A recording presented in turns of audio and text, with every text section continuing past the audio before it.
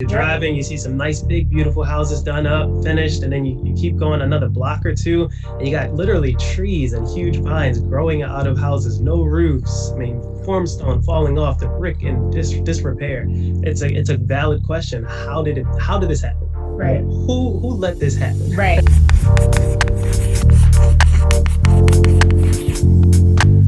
I want to go back to something that just kind of connects with your vision of what you're doing now, which I think is so amazing, is that even early on that first property, you recognize that this is a vacant property and you hit a wall.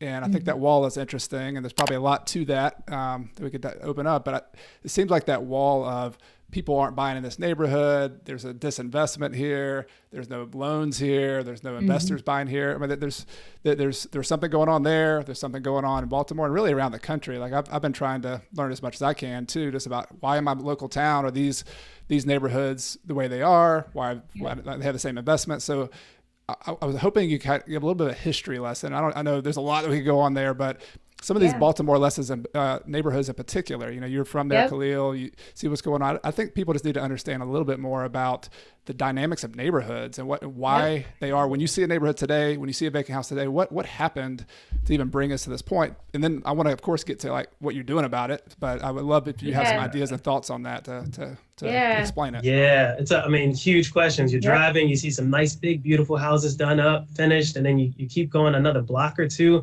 and you got literally trees and huge vines growing out of houses, no roofs. I mean, formstone falling off, the brick in disrepair. It's a valid question. How did this happen? Right. Who let this happen? Right. And why, and a lot of times, when you don't take the time and be intentional about really peeling back the onion of the why, it becomes a conversation about people today, and that really misses the boat on what's actually going on. So in Baltimore specifically, you kind of have to go through the history of time, right? So when you really take it back, Baltimore was actually the who's who, right? All of the celebrities lived here and all of those types of things, lots of jobs and people really flourishing. But honestly, redlining was kind of, Baltimore being one of the cornerstones and birthplaces of redlining, which was the practice of lenders literally drawing a red line on a map around areas that they deemed as hazardous and therefore not lending in those areas. And so those areas were primarily Black and brown, at that time also Jewish. And so these areas were you couldn't invest there. You couldn't get loans. And so when we talk about redlining, and again, I think sometimes you try to look at it in today's lens without looking at impacts. And so when you think about redlining, you can't get access to loans. You therefore have to price property in at a level where someone can pay cash, right? And so to pay cash for a property, that property value needs to be lower to afford it, right? If you had to pay cash only for your house probably you probably wouldn't pay $200,000 for it, right? Right. Yep. So that's one around, property values, right? We're starting from a lower level. You can't appreciate at that same, pace. When for 50 years, there was redlining, you couldn't get access to funding.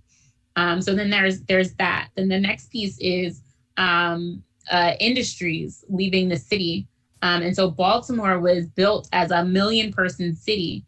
And today we're sitting and hovering between 500,000 to 600,000. So literally there's twice as many housing opportunities, twice as many houses as there are people, which answers the question around vacancy. Why are there so many vacants? Well, there's literally not enough people to fill all of the houses. Right. And so those two things coupled together creates a space of literal disinvestment, right? You have homes with no one to live in them. You have property values that are low and have been low for a really long time, so that if you even were to renovate them in some areas and neighborhoods, the cost of that renovation supersedes the value of the homes after renovation. So you kind of get stuck in this rut of a space. And so now, we're in this really great space in Baltimore where there are things shifting and changing, which is great because, all neighborhoods should have opportunity for, fresh food and be able to walk to a great park or whatever.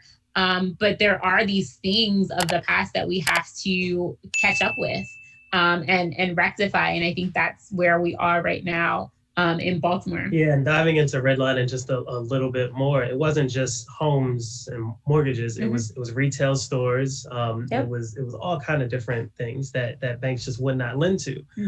And when the system is set up so that your property taxes go towards your schools, when people have lower assessed values, there's less taxes, that's fewer resources for the schools. So the schools become disinvested, the housing stock becomes disinvested, the community, the retail, the grocery stores, everything kind of depresses at the same time across a 10, 20, 30-year period. Next thing you know, you've got this huge flight because industries close, Bethlehem Steel closed, General Motors closed, all these kind of blue collar working class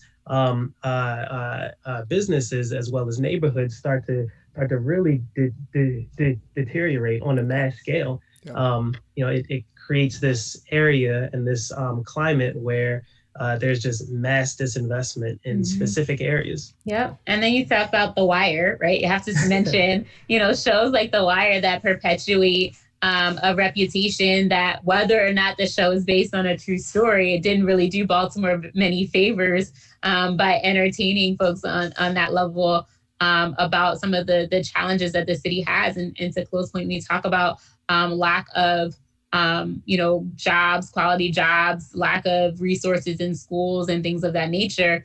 It's only natural that, you kind of go into survival mode, which turns into, the crime and all of those types of things. And so there's a lot there, right? And so that's kind of, a little history of Baltimore. I'm really glad you asked that question. Yeah, it's a great question. Well, yeah, I mean, you obviously know it. You're in the neighborhoods and you're learning and you're seeing it. But also, I mean, I've read a couple books that I don't know if you guys have heard of that. Just if people are wanting to go deeper on that subject, there was one called The Color of Law that talked about nationwide, basically how institutional laws, both local and federal, FHA, lots of lending, affected neighborhoods and communities. That's been really interesting. And I'll put a link in the show description.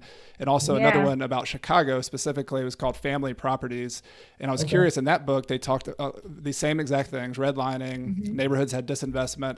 And then to kind of exacerbate that, they had a lot of the local banks would loan money to basically white speculators, investors who would buy the properties and then sell it on contract to people who couldn't get a loan otherwise. And so that takes all the money from these people who are working hard and trying to save money. So it's just, it's an awareness that, especially real estate investors, people who are in the communities, I think we need to call it what it is and acknowledge why we are where we are before we can start fixing and doing what you're doing and trying to fix and move forward. Absolutely. And for those who are interested in Baltimore, like how that all looked here, there's a book called The White L and the Black Butterfly. And that kind of outlines some of the how it all kind of came to look, where there's like it looks like an L of where, primarily it's white people that live there. And then it looks like a butterfly where all of the majority Black neighborhoods are. So that's another great book that outlines redlining and the history and how Baltimore is made up. The things you're talking about and I'm learning, and we hope everybody else is learning, one of the key takeaways for me is how important credit is to everything we do. I mean, your story, you went and bought a property and you got a loan from a nonprofit. And if you think about every one of our stories, very few people come in and plop down $100,000 or $200,000 to buy a property. Our entire society is built on credit. And if you take away the lifeblood of credit to a community, to anywhere, you've turned the faucet off on any kind of innovation, any kind of growth, any kind of good positive things happening. And you do that for 50 years or 150 years or longer. I mean, there you go. I hope you enjoyed that video clip with the Charm City buyers. If you'd like to listen to the full podcast interview, be sure to see the link in the show description below. I'd also love to hear from you in the comments section. Do you have any questions? Do you have any suggestions, any comments from this video? Just let me know in the comments. If you're new to this channel, be sure to hit that subscribe button and the little bell so you don't miss any future episodes. Also, be sure to see the link that I have to a playlist below about getting started in real estate, where you can see other videos that I've shared in the past about the first steps you need to take as a new investor or somebody who's just getting back into the business, and they'll help you step by step with getting started. Thanks so much for watching this video. You've been watching Coach Carson TV. My name is Chad Carson. You can also call me Coach, and this channel is all about investing in real estate, achieving financial independence, and doing more of what matters. See you next time.